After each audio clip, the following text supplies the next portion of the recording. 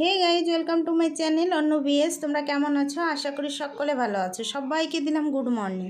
তো এখানে ঘুম থেকে উঠেই যখন বাইরে বেরিয়ে আমি গাছটাকে দেখলাম, গাছ দেখে আজকে তো খুব ভালো লাগলো, কারণ আমার ফুল গাছটা একদম ফুলে ভরে উঠেছে।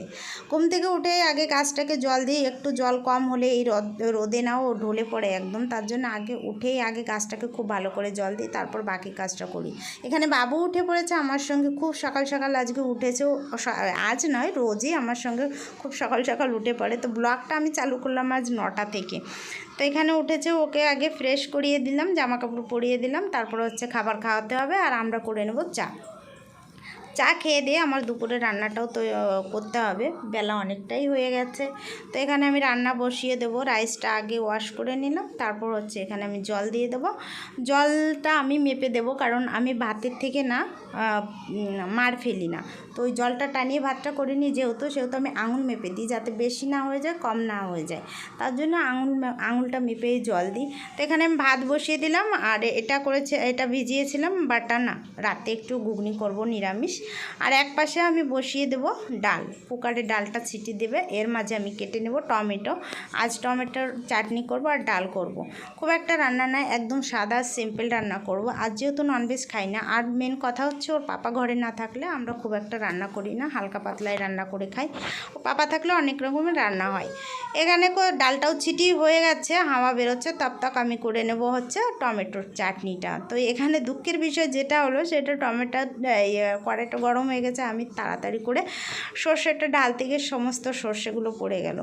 তো সর্ষে তোলা তো আর ইজি ব্যাপার না, ওটা তুলতেই পারছিলাম না, একটু চেষ্টা করেছিলাম তো তুলতে পারিনি, যাক গিয়ে ধুয়ে ফেলে দেবো। তো এখানে আমি সর্ষে দিয়ে দিলাম, আর একটা দিয়ে দিলাম শুকনো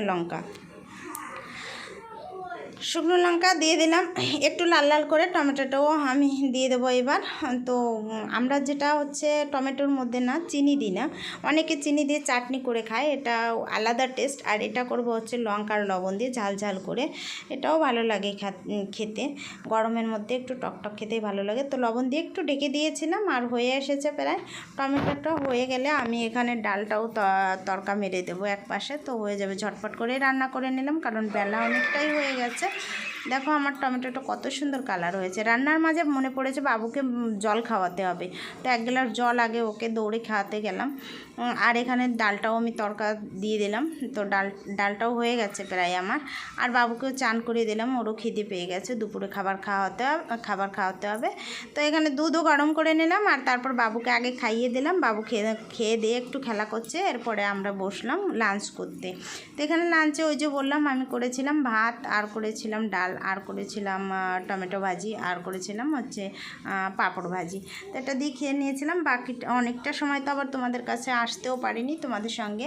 তো ওই মামনি সন্ধেও দিল, সন্ধে হয়ে আসছে, তারপর ওর পাপাও চলে এসেছে বিকেলবেলা। তো আজকে ঘরের জন্য নিয়ে এসেছিল চিকু, আর নিয়ে এসেছিল হচ্ছে শসা, নিয়ে এসেছিল আম, আর নিয়ে এসেছিলো আমার খুব একটা ভালো ফেভারিট খাবার, যেটা হলো হচ্ছে আইসক্রিমটা আমি সত্যি খুব ভালো খাই। এই বড় আইসক্রিমটাই আমার কাছে বেশি ভালো লাগে সবচেয়ে।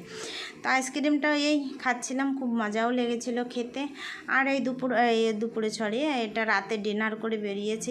দেখো এদের মস্তি, এদের যা মস্তি আর কি বলবো। তো ব্লগটা খুব একটা বড় করিনি, দেখা হচ্ছে একটা নতুন ব্লগের সঙ্গে। সে পর্যন্ত সবাই সুস্থ থেকো, ভালো থেকো, আর ভালো লাগলে সাবস্ক্রাইব